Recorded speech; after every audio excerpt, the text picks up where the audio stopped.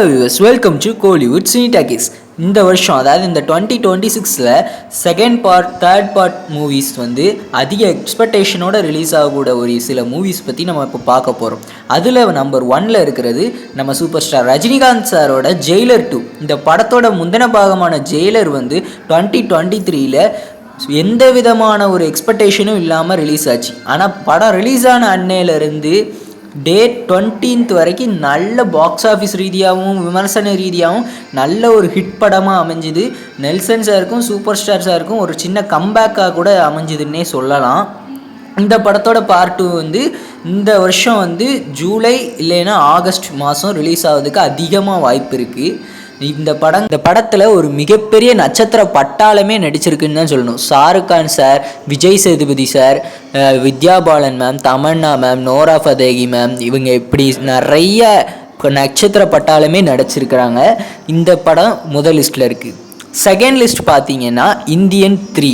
Indian 2 என்னதான் ஒரு flop படமாகவே அமைஞ்சிருந்தாலும் Indian 3 எடுத்து முடிச்சிட்டாங்க. ஸோ அந்த படத்தை ரிலீஸ் பண்ணி தான் பார்ப்போமே அப்படின்னு லைக்கா ப்ரொடக்ஷனுக்கு ஒரு யோசனை வந்திருக்கு. ரிலீஸ் ஆகுறது இந்த வருஷம் ரிலீஸ் ஆகிறதுக்கு அதிகமாகவே வாய்ப்புகள் இருக்குது. நெக்ஸ்ட் பார்க்க போகிறது சர்தார் 2. சர்தார் 2 படத்தை பொறுத்த வரைக்கும் போன வருஷம் திவாலி ரிலீஸ் தான் அவங்க பிளான் பண்ணாங்க. சேட்டிலைட் பார்ட்னர்ஷிப்பு, ஓடிடி பார்ட்னர்ஷிப்பு எதுவுமே செல் ஆகலை. ஸோ இப்போ செல் ஆகிட்டு இந்த வருஷம் திவாலிக்கு இல்லைன்னா சம்மருக்கு இந்த படத்தை எதிர்பார்க்கலாம்.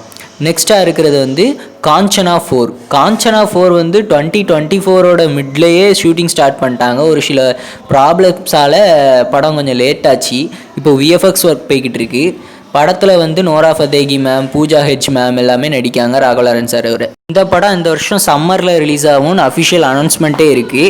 நெக்ஸ்ட்டாக பார்க்க போகிறது டிமாண்டிங் காலனி பார்ட் 3.